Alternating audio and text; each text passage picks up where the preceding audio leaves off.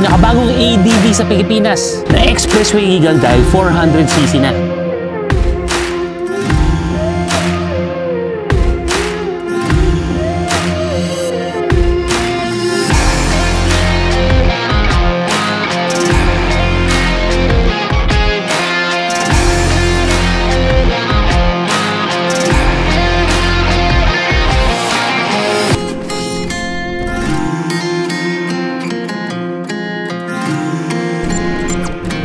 Pero bago natin pag-usapan yan, napansin namin na karamihan sa inyo hindi pa naka-follow at naka-subscribe sa ating mga channel and page. Mangyari po lamang na pindutin yung subscribe button and then like na rin at share mga videos natin. Malaking tulong po ito sa amin. This is our bike feature for the day mga brother.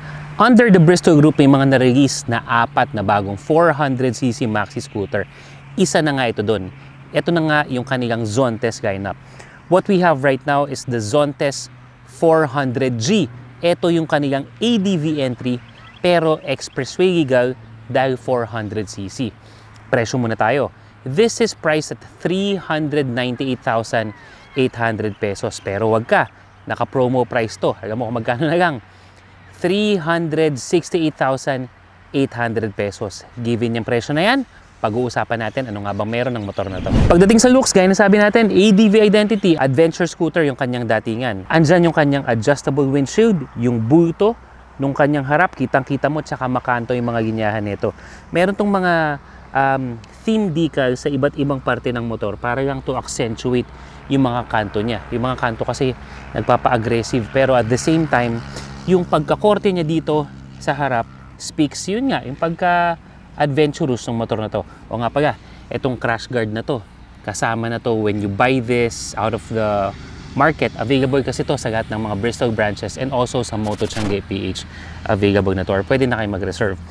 Also, the fog lamps, pag-uusapan natin yan, lakas din makaharabas ng dating, kasama na rin yan pag binigay itong unit na to. Sa kanyang front fender, dual color with some accent ng blue, black at saka in this case, gray. Meron nga pala itong dalawang kulay. Ito nakikita natin na combination or dominated ng gray and then some blue, tas meron naman yung dominated ng white and then some black. Lakas din ng dating ng kanyang wheels and tires sa dito. And then, when it comes over to the side, mas pinapaangas to ng kanyang branding. We have the ADV branding in front at saka yung 400cc. Nilagay na to dyan para hindi ka na masita pagpasok mo ng expressway. Kasi, although this is a 400cc mga brother, sa dami na ng mga maxi scoots na nahawakan ko, mas malaki siya kumpara sa mga normal na ADV, na Honda ADV, ATR, ADX, yan, yung mga motor na ganyan, mas malaki siya. Pero kumbaga, hindi siya yung overwhelming in size. Kaya pag pinasok mo sa expressway, pwedeng matanong ka pa. Pero huwag ka mag-alala, yung papel na ito, 400cc, kaya wala kang problema in terms of presenting your papers at legal naman yan pagdating sa expressway na mga biyahe natin.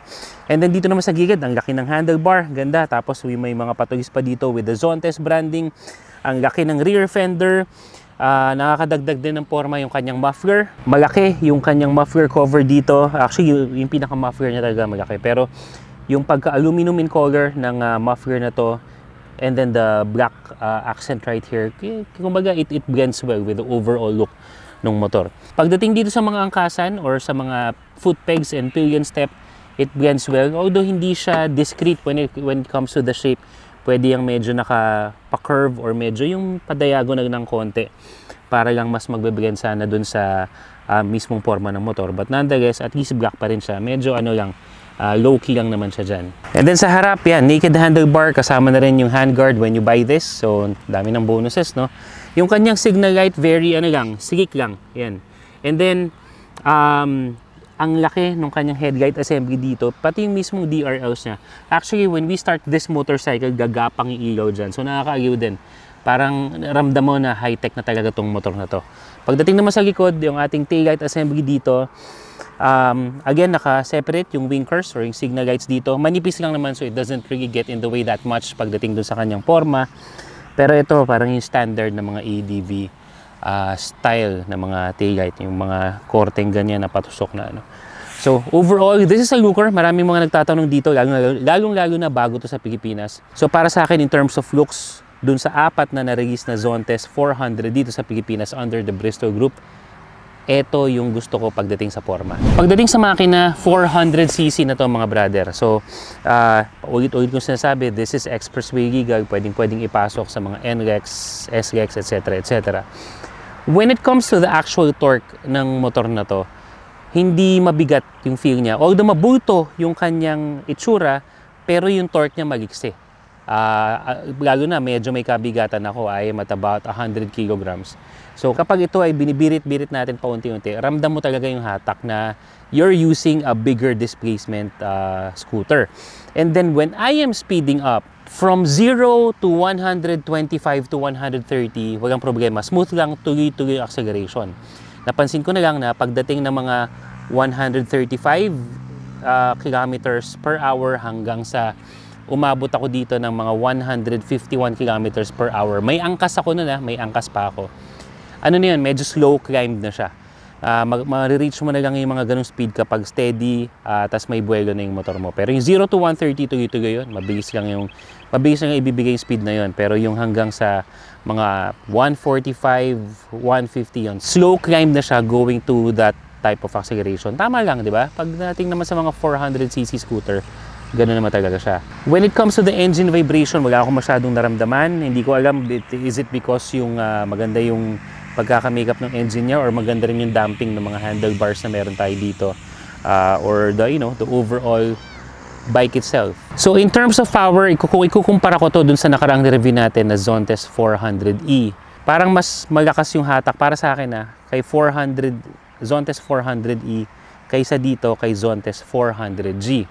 Pero disclaimer mga brother, kumbaga mas naibiyahe ko to ng malayo nung may angkas ako. Siguro that plays a factor. Pero engine profile dapat kasi parehas lang. Although magkaiba ng mga ibang components katulad ng gulong, yung weight, power to weight ratio, etc. etc. So what I'm saying is when it comes to the engine, smooth yung kanyang delivery, wala masyadong vibration.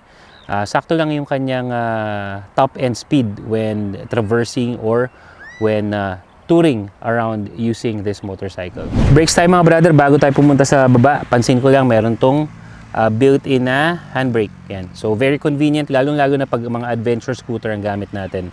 Kadalasan sa mga ganitong kalsada hindi pantay-pantay, so it's an advantage na meron tayong handbrake dyan. Ngayon, when it comes to the actual specs, what we have in front is a single disc brake, malaki yung diameter niya sa harap. Tapos pagdating naman sa likod, single disc brake ABS as well. So dual channel ABS plus point when it comes to safety, and also you have a traction control system that you can turn off and turn on. So pagdating sa ganitong type ng scooter, the fact that we can turn off and turn on yung traction control system is advantage yun. Kasi ako, pag medyo nag-off-road ng konti, yung mga tabing ilog, mga mabuhangin, mabundok, I prefer na naka-off yung traction control system ko para mas nalalaro ko siya. Bukod dyan, on top of the fact that we can turn off the traction control system, this specific Zontes model, pwede ring i-off yung ABS sa likod.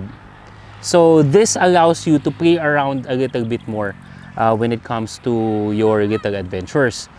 Pero kapag naka-on yan, on-road, touring, expressway, lahat yan activated, you have that confidence na you are protected to a certain extent ng pag-modulate ng gulong sa likod kapag medyo nag-loose grip na dahil sa kanyang traction control system, and you obviously have the ABS. Pagdating sa ABS, less sensitive sa likod. So mas kailangan mo tong i-press kaysa sa harap. Napansin ko lang na yung harap mas sensitive when it comes to the activation of ABS. Saka ramdam mo talaga siya na talagang kakagat yung ABS niya at para maiwasan yung pag-lock ng mga brakes niya. Suspension naman tayo mga brother. Pagdating sa suspension, what we have in front is upside down fork na. So eto, mas malaki ng diameter, yung galing dito sa taas papunta dito sa kanyang wheel. So that means kapag nito solid na solid yung bakal. So that means in case lang you are going through tougher terrains, mas mag-absorb ng impact itong taas. So built for performance, yung mga ganitong fork, upside down fork. Tapos sa likod naman, what we have is dual suspension na. Ayan, yung may may sub-tank na siya, and also preload adjustable. So ako hindi ko na in-adjust, mamaya i-share ko in a bit yung experience ko dun sa stock settings niya. Bago ko makalimutan, yung front fork niya adjustable din. Ayan, so we have the compression adjustment dito yan under our handlebar, tsaka yung kanyang tension dito. So, pretty much, this gives you a lot of flexibility when it comes to matching the suspension performance to your preference. So ako sa experience ko, I did not tinker with the settings kasi mas gusto ko na kung ano yung coming out of the shop, yun yung gusto ko ma-experience. And sa akin naman, walang problema. Kumbaga, komportable yung suspension nito, hindi bumibitaw, wala rin namang tagtag. Yung sa front naman niya, sakto din lang naman. Hindi ito yung pinakamalambot na suspension na nagamit ko pagdating sa mga maxi scooter. Pero sakto lang yung play niya. So, ang tendency nun, kahit dun sa mga time na kailangan ko mag-corner, hindi ako nag-aalangan kasi hindi siya masyadong malambot. But then again, the advantage of the suspension settings for the Zontes 400G is the fact that you can tailor fit it according to your preference. One of the favorite features, at saka actually pagdating sa looks kay Zontes 400G is the fact na spoke wheels na to. Tubeless spoke wheels. Ibig sabihin, meron tayong wheel, tapos may central wheel dito na nagko-connecta dun sa mga rayos naman natin. This actually gives us better flexibility pagdating sa mga baku-bakong kalsada, sa mga hindi pantay-pantay, pagdating sa mga bato-bato. Kasi pag ganitong settings yung sa gulong natin, yung sa rayos natin, less prone na mabengkong versus yung mags niyan na buo, pag nagkamali ka ng sagdak dyan, yari ka na. So this gives you a certain level of flexibility. Dual sports tire pero hindi masyadong makapal yung treading. This can be an advantage pa rin sa mga hindi pantay-pantay na kalsada, unpaved roads, buhangin and all. But at the same time, dahil hindi naman masyadong malaki yung threading niya, yung sa gulong niya, yung harap tsaka sa likod, ano pa rin to, malaki pa rin yung contact surface dun sa kalsada. Kaya in cases na patag naman yung kalsada or hindi naman masyadong baku-bako, you would still have that confidence na medyo ihiga yung motor na to o kaya ihataw kasi nga malaki pa rin yung yung surface area wherein the tires would be in contact dun sa kalsada. So wala naman ako episode na dumulas. May pagkakataon na nagamit ko to habang umuulan saka medyo mabuhangin pagdating dun sa mga parts ng DRT. Okay naman siya. So no need to replace the tires right away pagdating dito sa stock tires ni 400G. Riding position mga brother, 5'10" in height ako. You may use me as a reference para sa mga nagtataka. So ito siya. Pinoy friendly pa rin yung seat height nito. Kahit na yung siya, malapad pero alam mo na ay no, lapat na lapat pa rin yung yung paa ko ng mga brother. Okay, so baba lang natin tong side stand. Napansin ko lang when it comes to the side stand dahil siya ay nasa ilalim ng foot peg ng rider. Ayan o. So papag-usapan natin yung foot peg na yun mamaya. Yan, medyo lang, tinitingnan ko pa talaga siya. Hindi ko pa nakakasanayan na yung tipong automatic na alam ko na kung nasan yung aking side stand. Ayan. So, okay. Riding position natin. Standard riding position, napansin ko yung floor base niya mas mataas ang konti. So, okay siya. We also have an extended footrest. Ito. Pero, yun nga, hindi masyadong stretch yung pa ako. Again, sa height ko 5'10" in height, hindi masyadong stretch yung pa ako. So, extended footrest in such a way na meron kang ibang pwesto para sa paa mo, but not to a point na pwede mo siyang i-stretch na ganyan. Yung manibela, mataas. May riser pa nga ito. Parang riser kaya mas mataas. Mas malapit sa'yo yung posisyon ng manibela.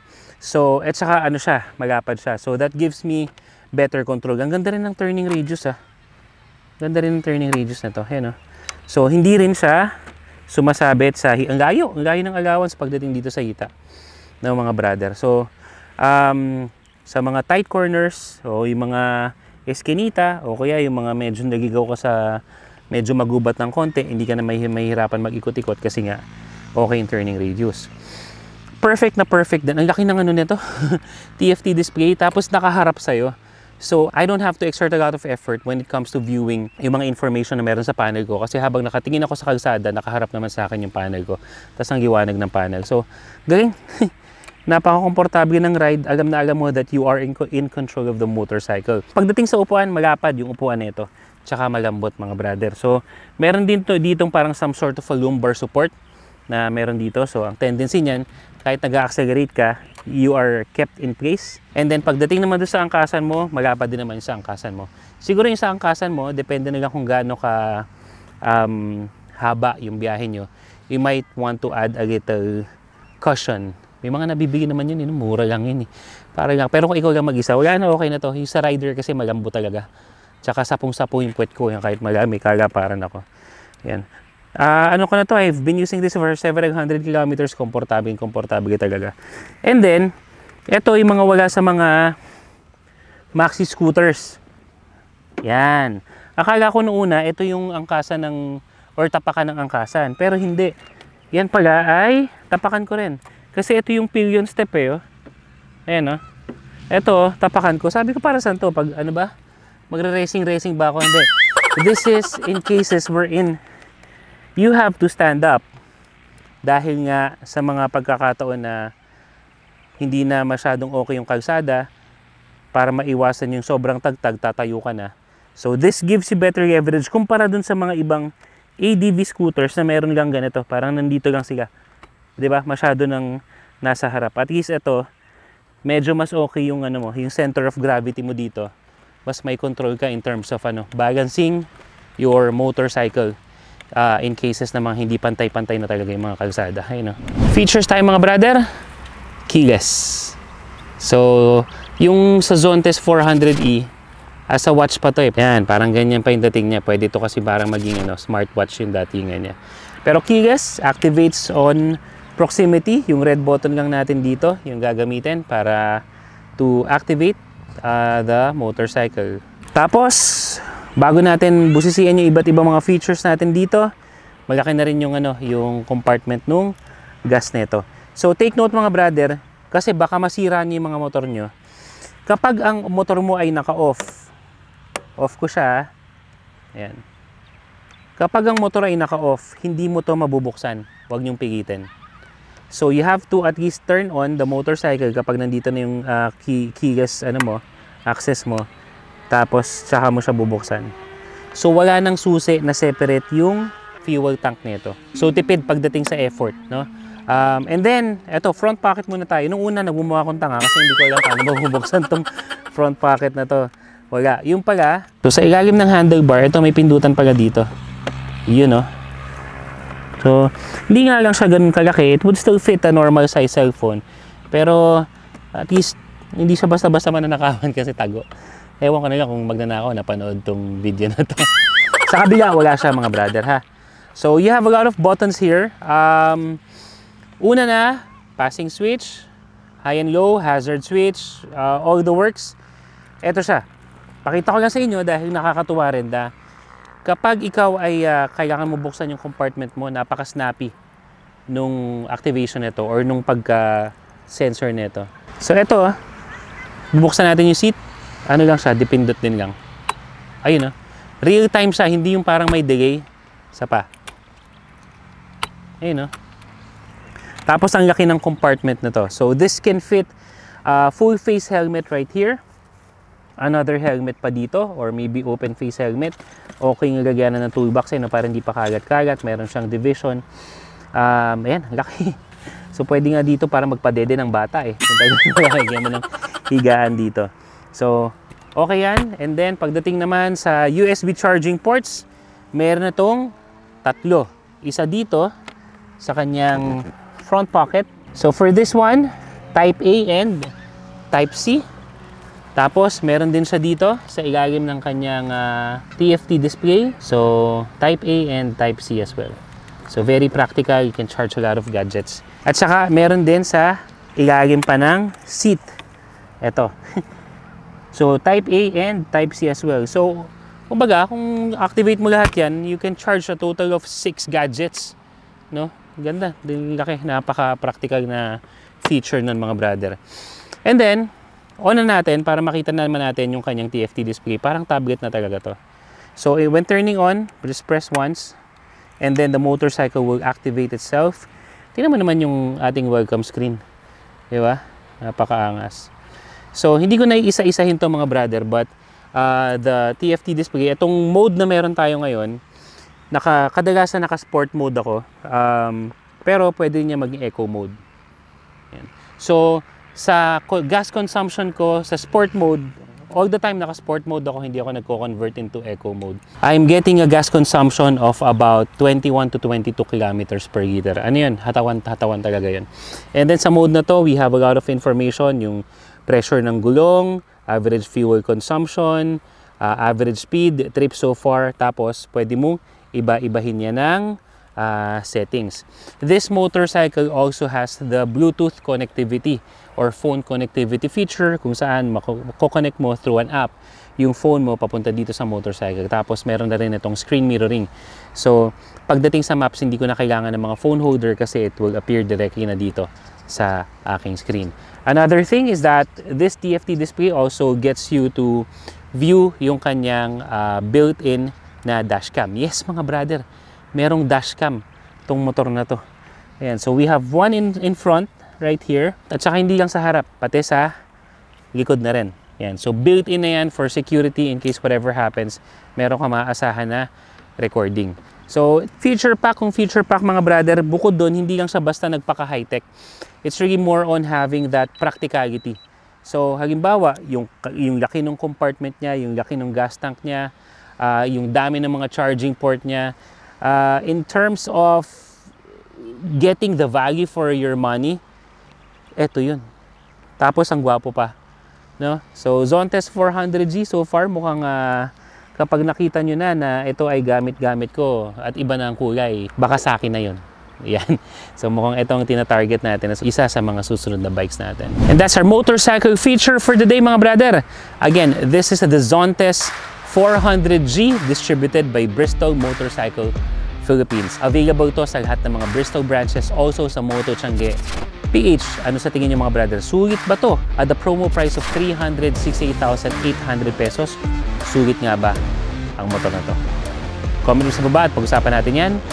For more motorcycle news, reviews, and tips, be sure na nakatune in kayo sa lahat ng mga social media page natin, katulad ng TikTok, Facebook, YouTube, and Instagram. Till your next video or till your next adventure. Salute!